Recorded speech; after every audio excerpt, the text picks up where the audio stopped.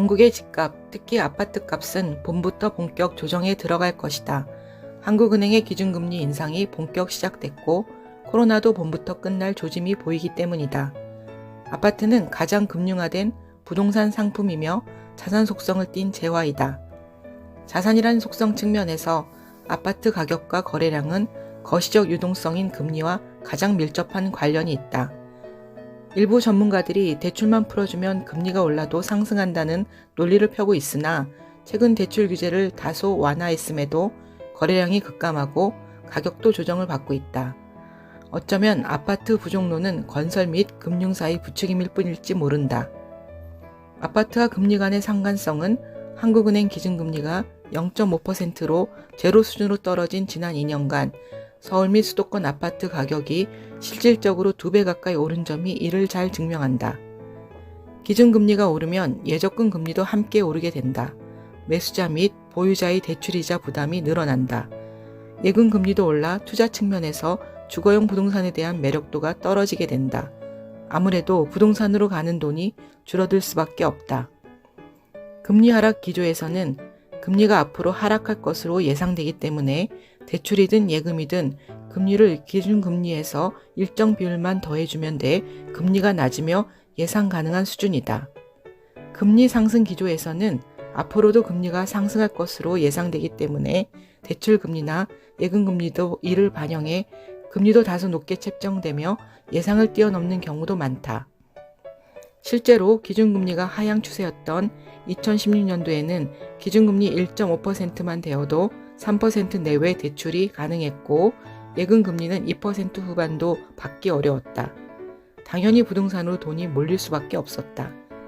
하지만 지금은 기준금리 1.25%임에도 주택담보대출 금리가 4%에서 5%를 넘어서고 예적금 금리도 3%를 넘나든다. 이처럼 금리도 추세를 띈다.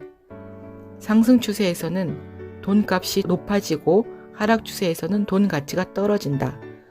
아파트 매매 전세가는 금리 의존적일 수밖에 없으며 결국 수익성과 관련을 맺고 있다고 봐야 한다.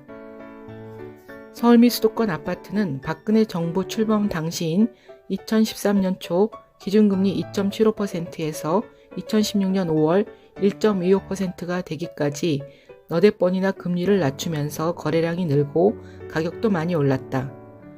문재인 정부에서도 미국 연준이 기준금리를 2% 올리는 동안 경기를 핑계로 0.5%만 올리다가 코로나 이후 0.75%나 낮춰 실질적으로 제로금리에 가깝게 했다. 박근혜 문재인 두 정부 모두 아파트 가격이 오르지 않을래야 않을 수 없는 금리 구조였다. 엘리트대로 유명한 송파구 잠실동의 특정 단지 20평대 아파트의 중간 거래 가격을 살펴보자. 박근혜 정부 출범 당시인 2013년 봄 6억 6천대였던 이 아파트는 금리가 1.25%까지 떨어진 2016년 여름 9억 원대로 올라섰고 그해 말 10억 원대에 진입한 뒤 2017년 내내 꾸준히 상승했다.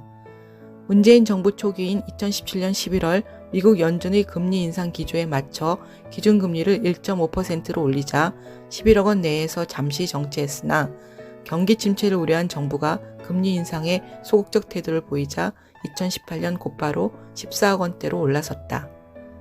정부가 2018년 11월 금리를 1년 만에 1.75%로 올리자 거래도 급감하고 가격도 12억 5천으로 떨어졌다.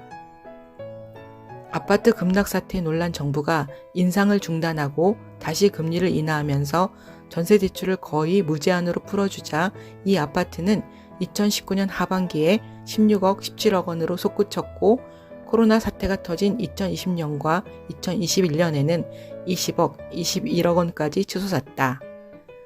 한국은행의 기준금리 인상이 시작된 지금 일시적 1가구 2주택자는 신속히 정리해야 할 것이다. 미국이 연준의 금리 인상을 유예하거나 완만하게 하지 않는 한 한은의 추가 인상은 불가피하며 아파트 값의 대폭 조정은 피할 수 없는 수순이 될 것이기 때문이다. 올해 11월 중간선거를 앞두고 미국 민주당은 필사적으로 물가 오름세를 막으려 할 것이다. 현재로서는 금리 인상 외에 방법이 없다. 문제는 인상폭일 것이다. 코로나 사태 직후 미국이 돈을 풀면서 인플레 심리도 약하고 인플레가 오더라도 일시적일 것이다 라는 것은 모두 거짓이다. 미 연준은 정치에서 자유로울 수 없다. 금융위기, 코로나 사태 등 연준이 위기 때마다 필요 이상 돈을 푸는 것은 미국 정부의 이익과 맞닿아 있기 때문이다. 달러 패권을 쥔 미국은 이번 코로나 사태를 핑계로 중국의 추격 속도를 저지하고 싶었을 것이다.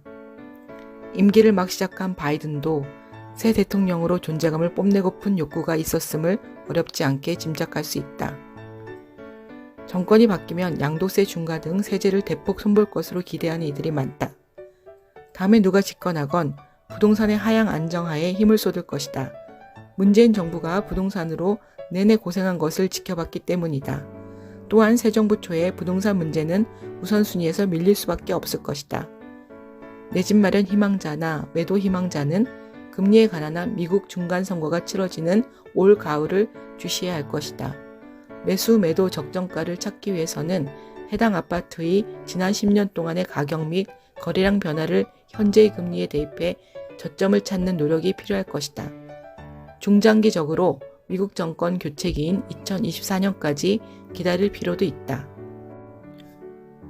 서울 및 수도권의 아파트는 박근혜 정부가 금리 인하에 본격 나선 2013년부터 서서히 거래가 늘어나 2014년에서 2016년까지 가장 많은 거래량을 기록했다. 2017년부터 2019년까지는 정책에 따라 거래량이 일시적으로 급증 급감했으나 전체적으로 줄어들었으며 코로나 사태가 터진 2020년 이후 가격은 급등했으나 거래량은 2014년에서 2017년 상승기의 절반에도 미치지 못했다. 거래량 감소 속 고점 갱신은 모든 자산 거래 형태에서 공통적으로 보이는 꼭지 증후군 같은 것이다. 따라서 코로나 이전의 상승분은 모두 반납해도 하나도 이상할 것이 없을 것이다. 특히 서울 때문에 상승했던 수도권 주변부나 금리 덕을 본 일부 광역시는 완화적 금융을 견지했던 2019년 이전 가격까지도 각오해야 할지 모른다. 금리나 거래량 등은 통계청 국토부 인터넷 자료를 찾아보며 연구해 볼 것을 권하고 모든 투자와 거래는 본인의 책임이니 참고만 하기를 바란다.